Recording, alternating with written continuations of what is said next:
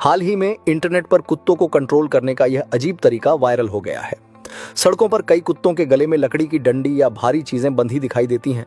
पहली नजर में कई लोगों को यह तरीका काफी कठोर लग सकता है कि शायद कुत्तों के साथ गलत व्यवहार हो रहा है, लेकिन असली वजह कुछ और है। इन कुत्तों की आदत होती है, जैसे ही कोई इंसान, बाइक या गाड़ी गुजरती हैं, कुछ कुत्ते तुरंत उसके पीछे दौड़ पड़ते हैं। ऐसी हरकतें न सिर्फ लोगों को डरा सकती हैं, बल्कि सड़क पर हादसों का कारण भी बन सकती हैं। मालिक डांटते हैं, समझाते हैं, लेकिन कुछ कुत्ते फिर भी नहीं मानते। तब कुछ लोगों ने एक देसी तरीका अपनाया। कुत्ते के गले में आड़ी लकड़ी बांध दी जाती है। अब जैसे ही कुत्ता तेज भागने की कोशिश करता है, लकड़ी उसके पैरों से टकराने लगती है। यानी आराम से चलना आसान, लेकिन बेवजह दौड़ना मुश्किल। कुछ जगहों पर कुत्ते को लकड़ी मुंह में पकड़कर दौड़ना पड़ता है, जिससे वह दौड़ते समय काट भी नहीं पाता। इस तरीके का मकसद कुत्तों को नुकसान पहुंचाना नहीं, बल्कि उसकी खतरनाक आदत को रोकने की कोशिश करना होता है। हालांकि जानवरों की ट्रेनिंग हमेशा सुरक्षित और मानवीय तरीके से ही करनी चाहिए। आजकल प्रोफेशनल ट्रेनर्स पॉजिटिव रीइंफोर्समेंट जैसी तकनीकों को ज्यादा बेहतर और सुरक्षित मानते हैं, क्योंकि किसी भी ट्रेनिंग का असली मकसद डर नहीं, बल्कि समझ और सुरक्षा होना चाहिए। हाल ही में इंटरनेट पर कुत्तों को कंट्रोल करने का यह अजीब तरीका वायरल हो गया है।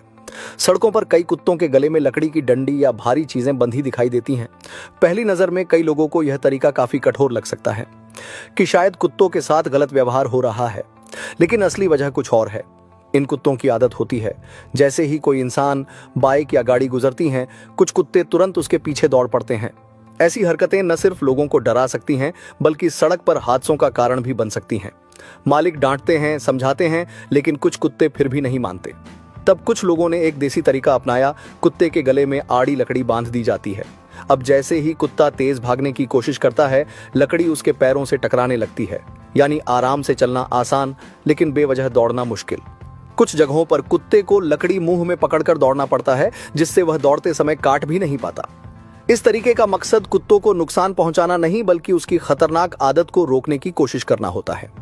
हालांकि जानवरों की ट्रेनिंग हमेशा सुरक्षित और मानवीय तरीके से ही करनी चाहिए। आजकल प्रोफेशनल ट्रेनर्स पॉजिटिव रीइंफोर्समेंट जैसी तकनीकों को ज्यादा बेहतर और सुरक्षित मानते हैं, क्योंकि किसी भी ट्रेनिंग का असली मकसद डर नहीं, बल्कि समझ और सुरक्षा होना चाहिए।